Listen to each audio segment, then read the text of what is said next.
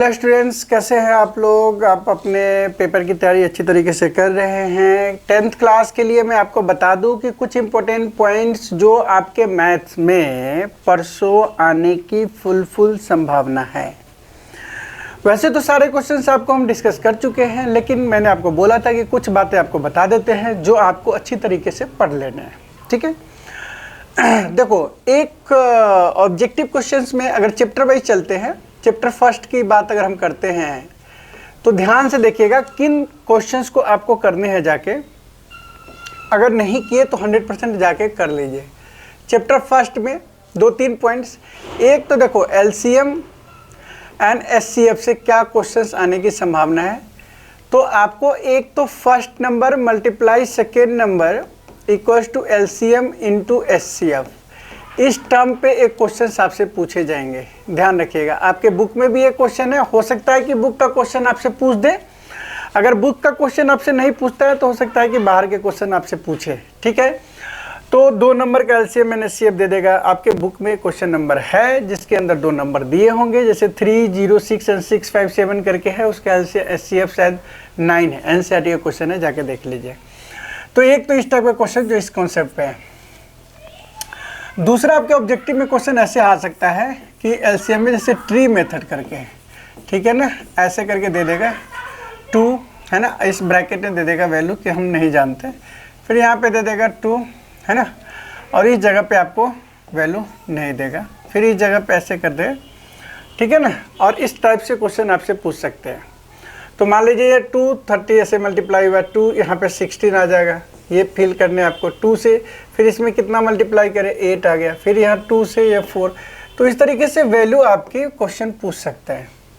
Missing terms, और इसमें कोई क्या क्या आएगा, कोई भी एक टर्म्स पूछ सकता है। वैल्यू आसान भी हो सकता है और मुश्किल भी हो सकता है, तो इसको ध्यान से, इस ट्री पे ऑब्जेक्टिव में क्वेश्चंस आ सकते हैं। दूसरी बात आपको कह दें कि अगर क्वेश्चंस मान के चले फर्स्ट चैप्टर से आए तो हो गए, जैसे सर्कल पे एक जो ए है इसकी चक्कर 18 मिनट में लगाता है, मान के चलो। बी जो है इसकी चक्कर 36 मिनट में लगाता है। तो दोनों मतलब किस समय फिर से मिलेगा, इस टाइप के एक क्वेश्चंस पूछ सकता है। इसकी कोई केस स्टडी बनाया जा सकता है, सो ध्यान रखिएगा। सो आप इस तरह के क्वेश्चंस में एलसीएम लेंगे, ध्यान रखिएगा, एलसीएम लिया जाता है। और लार्जेस्ट नंबर करके क्वेश्चन पूछ देगा, लार्जेस्ट नंबर कौन सा होगा जिससे कि ये दोनों नंबर डिवाइड हो सकता है, क्योंकि एलसीएम पे ही क्वेश्चन है। तो जैसे कह देगा कि 2 और 4 से डिवाइड होने में कोई लार्जेस्ट नंबर बताइए जो इन दोनों नंबर से डिवाइड होता है। तो ऐसे करेंगे तो इन दोनों का एलसीएम निकाला जाता है, और इसका जो एलसीएम होगा वो 4 होगा। तो इसका मतलब लार्जेस्ट नंबर 2, ये 2 से भी डिवाइड है और 4 से भी डिवाइड है। ठीक है ना। और स्मॉलेस्ट नंबर बोले कि कौन सा स्मॉलेस्ट नंबर है जो इस नंबर को डिवाइड कर दे, तो आप इनका एचसीएफ निकालेंगे। मैं आपको बस याद करा रहा हूँ। दूसरी बात है √3 इज ए इरेशनल नंबर्स। आप इसको अच्छी तरीके से देख जाइए। √3 इज ए इरेशनल नंबर्स, रट जाओ, क्वेश्चंस तो पूछे ही जाएंगे। ठीक है, उसके जगह पे कुछ हो सकता है अलग। अलग क्या हो सकता है कि √3 के जगह पे पूछ सकता है 2 + √3 या 1/√3 इरेशनल नंबर पूछ सकता है। तो आप एक स्टेप्स अगर याद रखते हैं तो दूसरा आप निकाल सकते हो अच्छी तरीके से।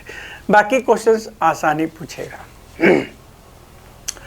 तो इधर इरेशनल नंबर्स, आप यहाँ से एक क्वेश्चंस कह सकते हो कि 3 नंबर में या 2 नंबर में क्वेश्चंस आने की संभावना है पहले एक्सरसाइज में। ठीक है, बाकी ऑब्जेक्टिव में पहला चैप्टर काफ़ी मायने रखता है, जिसके अंदर आप मान लीजिए 64 है, इसका पावर मान लो जो 1/2 है, बोलेगा आंसर क्या आएगा। तो 64 किसका है, मतलब 8 का स्क्वायर है, इसका 1/2 कट के कितना आ गया, 8। सो इस तरीके से आपके questions objective point of view पूछ सकता है पहले एक्सरसाइज से।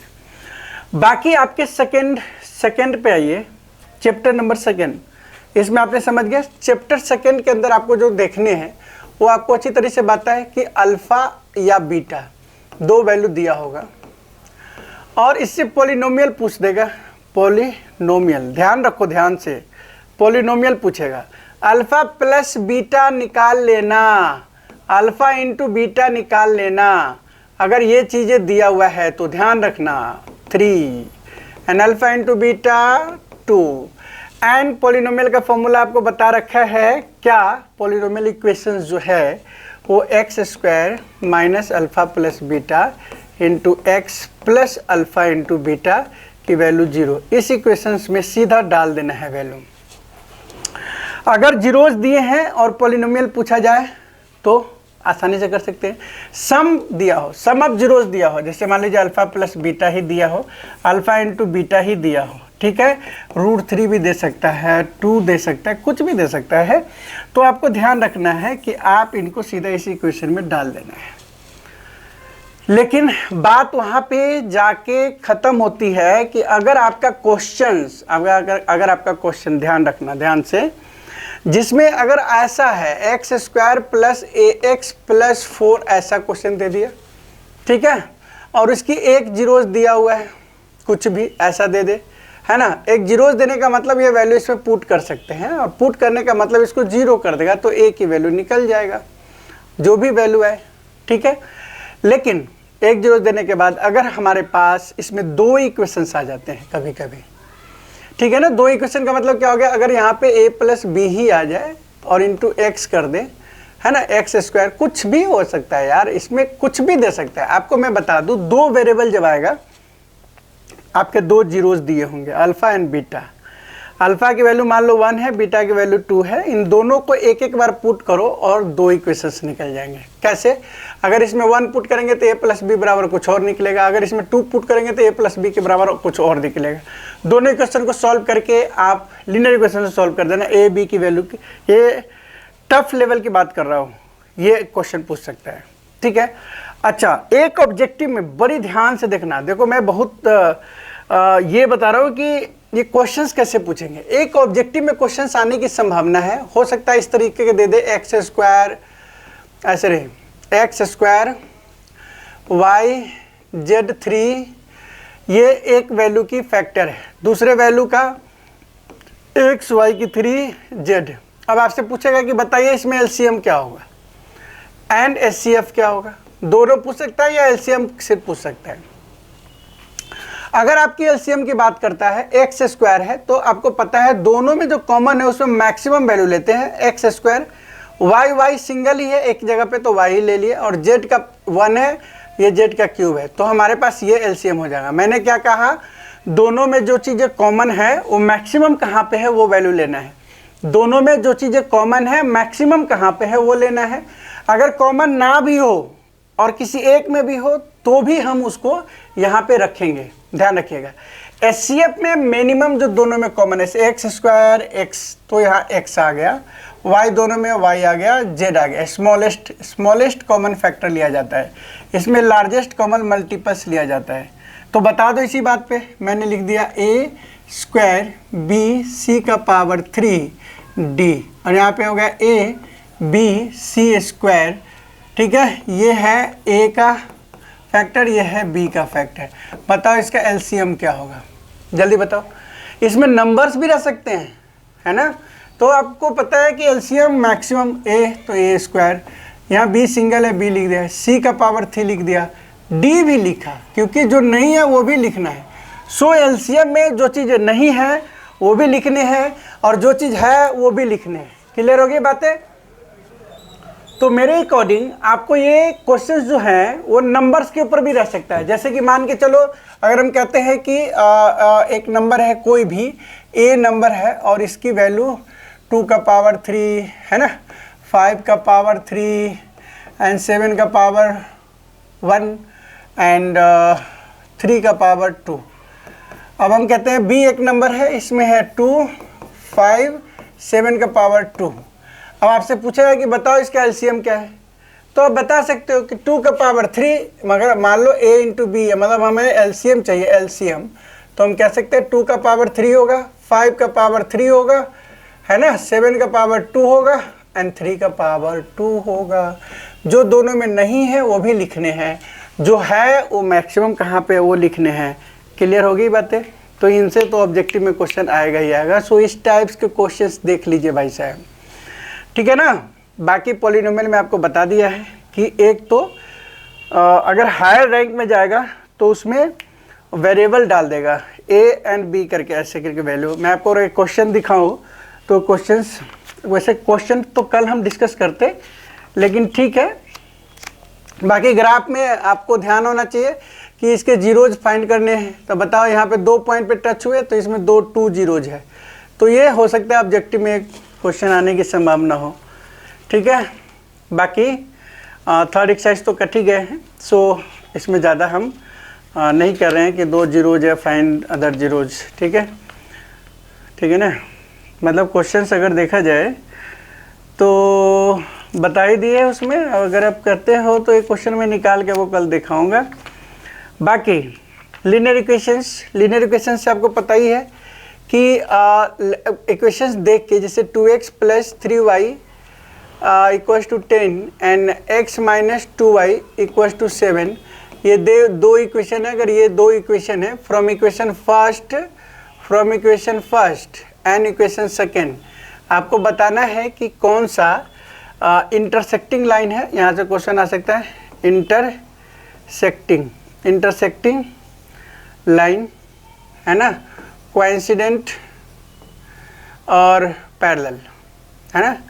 तो आप इसमें बताइए, आपको a1/a2 निकालना है, b1/b2, c1/c2, 3 अलग अलग निकाल के देखना। अगर ये दोनों इक्वल है, तीनों इक्वल है, तो इसका मतलब कोइंसिडेंट हो गया।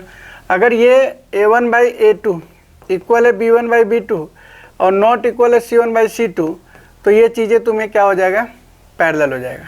और अगर पहला ही a1/a2 नहीं इक्वल है b1/b2 के, तो ये आपका इंटरसेक्टिंग हो जाएगा। और इसके सॉल्यूशन होते हैं एंड मेनी सॉल्यूशन होंगे इसके, मेनी सॉल्यूशन, ठीक है। मतलब कंसिस्टेंस और इनकंसिस्टेंट भी पूछ सकता है, तो ये कंसिस्टेंस मतलब सॉल्यूशन है, ठीक है। नेक्स्ट सेकेंड हो गया, ऑब्जेक्टिव में पूछ देगा इसके इंटरसेक्टिंग एंड इसके। बाकी एक इक्वेशन सॉल्व करने का आएगा, वही इक्वेशन नॉर्मल ही होगा, ठीक है। कोई भी इक्वेशन को, जैसे 2x + 3y = 10 and x - 2y = 15, अब इस इक्वेशन को सॉल्व करना है, तो सॉल्व करने आपको बताइए किसी मेथड से सॉल्व कर दीजिए आप इसको, ठीक है। बस एक वर्ड प्रॉब्लम क्वेश्चन इसमें से रहेगा, तो वर्ड प्रॉब्लम क्वेश्चन में सॉल्व करके एंड उसको सॉल्व कर सकते हैं। बाकी एक जो है इस तरीके से क्वेश्चन है, x + 1/x = something and 1/x - 3, कुछ ऐसा करके क्वेश्चन होगा, ऐसा करके क्वेश्चन होगा। वो तो क्वाड्रेटिक में, सॉरी, इसमें लीनियर इक्वेशन में ये चीज़ें नहीं है।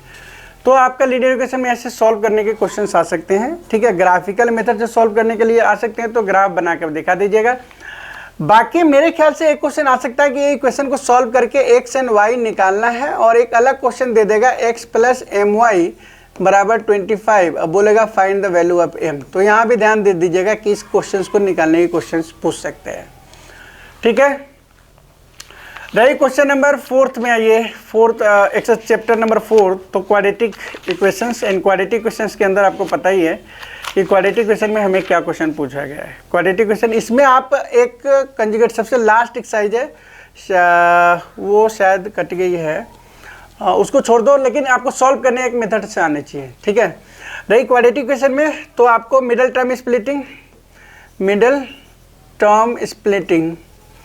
टर्म स्प्लिटिंग से आपको आएगा, या आप क्वाड्रेटिक फॉर्मूला यूज़ कर सकते हैं। क्वाड्रेटिक फॉर्मूला क्या है, ये 5 चैप्टर तक हम आपको बता रहे हैं कि कौन सा आपको आएगा। इसमें k की वैल्यू निकालने का आ सकता है कि find the value of k, या इसमें से किसकी सॉल्यूशन है, किसकी सॉल्यूशन नहीं होगा, मतलब कौन से क्वेश्चन का सॉल्यूशन है। जैसे मैंने अगर आपको कोई क्वेश्चन लिख दिया x² - 4x + 4, एंड अगर आपसे पूछा गया कि बताइए कि इसके कोई भी जीरो सॉल्यूशन है, तो हमने आपको बोला हुआ है कि b² - 4ac की वैल्यू अगर 0 हो जाए तो 2 इक्वल रूट है, 2 इक्वल रूट, ठीक है ना, 2 इक्वल रूट है। और अगर b² - 4ac ग्रेटर देन 0 हो जाएगा तो 2 डिस्टिंक्ट रूट है, 2 डिस्टिंक्ट, तो इससे चेक हो जाएगा आपका। एंड b² - 4ac की वैल्यू लेस देन 0 है, लेस देन 0 मतलब माइनस में है, तो नो सॉल्यूशन याद रखिएगा। तो चेक कर लो फटाफट, ये बी ए स्क्वायर मतलब A X square plus B X plus C, ये वाली वैल्यू बी है, तो हम कर देंगे बी स्क्वायर माइनस 4ac की वैल्यू निकाल रहे हैं। -4 का स्क्वायर -4 इंटू 1 इंटू सी की वैल्यू 4, 16 माइनस 16 बराबर 0, ठीक है ना। अब ये आप खुद देख लो कि इसकी 0 आई है, मतलब 2 इक्वल रूट आएगा, तो ये सोल्यूशन है। अब कितने सोल्यूशन है ये हमसे नहीं पूछा, 2 इक्वल रूट आएगा। इस पे एक क्वेश्चन आपसे पूछे जाएंगे, ये ऑब्जेक्टिव में 20 क्वेश्चन है ना, तो 1 नंबर का क्वेश्चन पूछ सकता है, ठीक है, कि इक्वल रूट होगा, 2 इक्वल रूट है, 2 डिस्टिंक्ट रूट है, या नो सोल्यूशन है, इनमें से कोई भी नहीं, ऐसा क्वेश्चन पूछ सकते हैं। सो आप इस वाले फॉर्मूला से चेक कर लेंगे। बाकी आपको क्वेश्चन आ सकता है कि 2x स्क्वायर माइनस के एक्स प्लस 4 बराबर 0। अब अगर कहता है कि k की वैल्यू फाइंड करो फॉर इक्वल सोल्यूशन, फॉर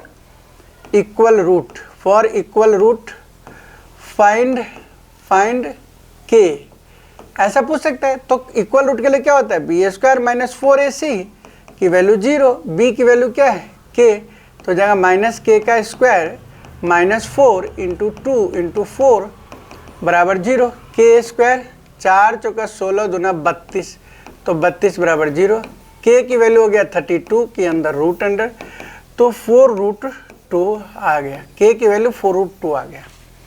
तो इस तरीके से ये मैक्सिमम क्वेश्चन हो सकते हैं। और इसके अंदर एक क्वेश्चन तो आप याद कर लेना, जो क्वेश्चन नंबर 2 है, जो ऐसा करके क्वेश्चन से आपको फाइंड द वैल्यू x की वैल्यू बोल सकता है, ठीक है। इस जगह पे कुछ भी होगा आपको सॉल्व करना है। वो 2 क्वेश्चन बुक के ही हैं, वो दोनों सॉल्व कर लेना जरूरी है। एक आपके वर्ड प्रॉब्लम क्वेश्चन आ सकता है, उसमें और करके क्वेश्चन आएगा, ध्यान रखना। अगर ये या वर्ड प्रॉब्लम लग देगा तो आप कोई भी सॉल्व कर लीजिए, इसके अकॉर्डिंग आपके क्वेश्चन आएगा। मैक्सिमम यही है, ऑब्जेक्टिव में क्वेश्चन आ सकता है इनमें से कौन सा solution, no solution, this that, और यहाँ से k की वैल्यू निकालना आ सकता है। सो ध्यान रखिएगा, ठीक है। तो क्वाड्रेटिक इक्वेशन इस तरीके से पूरा हुआ है। एंड इनमें से कौन सा क्वाड्रेटिक इक्वेशन है या कौन सा नहीं है, तो ऐसा क्वेश्चन भी हो सकता है, तो उसमें आपको सॉल्व करना पड़ेगा। जैसे मान लीजिए हमने कहा कि एक्स स्क्वायर बराबर एक्स माइनस 2 का होल स्क्वायर, बताना है कि क्या ये क्वाड्रेटिक इक्वेशन है या नहीं है। तो नॉर्मली फटाफट सॉल्व कर लेना है कि x square plus 4 minus 4x cut गया, एक्स स्क्वायर तो है ही नहीं, तो इसके लिए क्वाड्रेटिक इक्वेशन नहीं होगा, ध्यान रखना है आपको। तो आप ध्यान से क्वेश्चन को जरूर पढ़ना है, ठीक है ना। आइए चैप्टर नंबर 5 का मतलब होता है एपी के अंदर जो क्वेश्चन पूछने हैं वो क्वेश्चन आपको हम बता देते हैं। एक तो पीछे से, बैक साइड से, देखो बैक से 20वां टर्म क्या होगा, आपके बुक का ही क्वेश्चन है। मान लीजिए यहाँ पे लिखा हुआ है 5, 10, 15, 20 डैश यहाँ पे लिखा हुआ है, और लास्ट में लिख दिया 205। अब पूछेगा लास्ट से, फ्रॉम लास्ट, है ना। 13th टर्म्स कौन होगा, 13 टर्म्स। तो आपको कुछ नहीं करना है, आप ये ध्यान रखना, इस तरह के क्वेश्चंस आ सकते हैं, मैं आपको बता रहा हूँ। तो आपको ए तो बदल जाएगा, 205 आ जाएगा यहाँ पे, क्योंकि बैक से कहा तो ए बदल जाएगा, मतलब एपी को ही बदल सकते हो, 205, 200 ऐसा करके 195 डैश 5, या तो ये कर लो, या और इसका डी निकालोगे, देखो पहले का डी कितना था 5, तो -5 हो जाएगा, 200 माइनस 205 -5, एंड देन फिर A13 निकाल लो, कुछ भी नहीं है, A13 A प्लस 12D इस पे रख दोगे, वैल्यू निकल जाएगा। एक इस तरह के क्वेश्चन आ सकते हैं। दूसरा जो क्वेश्चन आ सकता है कि आपके पास an टर्म दे देगा कि an बराबर 3 - 4n दिया हुआ है, बोलेगा फाइंड AP, कह सकता है फाइंड AP फाइंड करो। लो भैया, फाइंड AP का मतलब क्या हो गया, आपको A1 निकालो, 1 डाल दिया इसमें, A2 निकालो, और फिर D निकालने के लिए A2 माइनस A1 निकाल लो। क्लियर होगी बातें, नहीं हुई जाके पढ़ो इसको। और सम ऑफ इसी से बोल सकता है कि S13 भी निकाल दो, तो कोई दिक्कत नहीं है। S13 निकालने के लिए बस 13/2 मतलब फॉर्मूला लगा देना है, 2a प्लस 12d, जो भी n-1 इंटू डी। आपको क्या करना है, an दिया होगा, ठीक है ना। और जब an दिया होता है तो फिर क्या करते हैं हम, मतलब आपके पास an दिया हुआ है 3 माइनस 4n। आपका काम है a1 निकालना, a2 निकालना। मैं बता ही देता हूँ सर, बता ही दो ना, क्या इसमें ट्रिकिंग लगा रहे हो आप। ये लो -1 और a2 है तो 3 माइनस n के जगह पे 2 डालना है, 3 माइनस 8 माइनस 5। अब आपके पास a1 पता, a2 पता, हमने d निकाल लिया है। d बराबर हो जाएगा a2 माइनस a1 और d जो है a2 माइनस a1 मतलब -5 minus -1 and this one -5 plus 1 and this one -4। d की वैल्यू हो गया -4, ठीक है ना।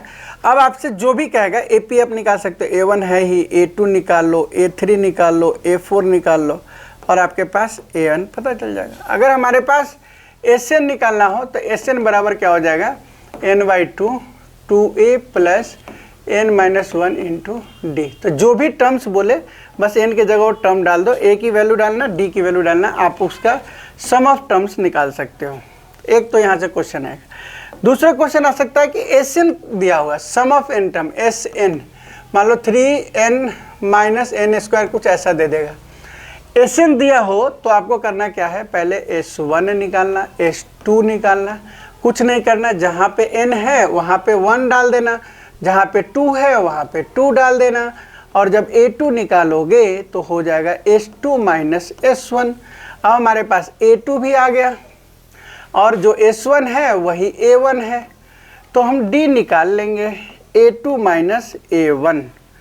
जब हम ये D निकाल लेंगे तो हमारे पास AP निकल जाएगा, उसमें A1 A2 A3 A4। अब हमसे कोई कहेगा S15 निकालो तो हम बार बार नहीं जाएंगे, बस इसी वाले में n की जगह 15 डाल देना है और हमारे पास S15 निकल जाएगा। बाकी जो वर्ड प्रॉब्लम क्वेश्चंस है वो तो है ही है, जिसके अंदर क्वाड्रेटिक इक्वेशन सम दिया जा सकता है, ठीक है। तो ये तो मोटे मोटे तौर पे इसको करके ही जाना, मैं कह रहा हूँ Sn और An वाले टर्म्स को तो करके जाना। बाकी केस स्टडी में लास्ट के जो क्वेश्चन है 200 लॉग्स रखे हुए हैं, है ना, तो उसमें A1 A2 ऐसे करके आल पोटैटोज वाले क्वेश्चंस एक वो आप कर सकते हैं, ठीक है ना। बाकी which terms of the AP, 4-5 ही बता रहा हूँ, which terms of the AP is first negative terms, ऐसा क्वेश्चन पूछ सकता है। तो उस केस में आपको An की वैल्यू ना, विच टर्म्स बोले तो An बराबर A plus n-1 into D होता है। अब इस An के जगह पे ना विच टर्म्स बोले तो आप कोई वैल्यू रखो ही नहीं, मतलब -x रख दिया, ठीक है। अब इधर से सब चीज़ सॉल्व करके आएगा तो ध्यान देना है कि सॉल्व करते समय जो डिवाइड करने वाला टर्म्स है उसमें यहाँ पे क्या रखूँ, हिट एंड ट्रायल मेथड से आपको वैल्यू निकालना हो सकता है। विच टर्म्स, मैं देखता हूँ क्वेश्चन अगर इसके पास में है तो मैं आपको ज़रूर बताने की कोशिश करूँगा, नहीं तो कोशिश करेंगे कि कल आपको बता दें कि कौन सा क्वेश्चन है। मैं बता रहा हूँ जैसे फर्स्ट टर्म 6 कॉमन नहीं, which terms of the AP is first negative terms, ऐसा क्वेश्चन अगर है आपके पास तो आप उसको ज़रूर कर लीजिएगा। वैसे NCERT के बुक में ही है ये क्वेश्चन, सो NCERT के बुक में तो करेंगे, ठीक है ना। बाकी जो क्वेश्चन है उसमें आपको जैसे n वाला बता दिया आपको, फिर मतलब which terms of AP is 120 more than this terms, तो वो वाला जो क्वेश्चन है उसको भी एक बार कर लीजिएगा। AP में इतने तो कम से कम करके जाओ। मैं ये कह रहा हूँ कि जिसका तैयारी है उसके लिए तो कोई बात ही नहीं है, जिसके नहीं तैयारी है उसके लिए मैं बोल रहा हूँ कि बेटर पॉइंट है इतने क्वेश्चंस को कर लेने का, ठीक है ना। सो हम क्वेश्चंस आपके सामने 5 चैप्टर का क्वेश्चंस कर लिए हैं आज। फटाफट इस 5 चैप्टर्स के क्वेश्चंस को इतने बढ़िया से करो कि आप आसानी से आप अपने आप को नैया पार करा लोगे, जिसको अगर मैथ टफ लगता है।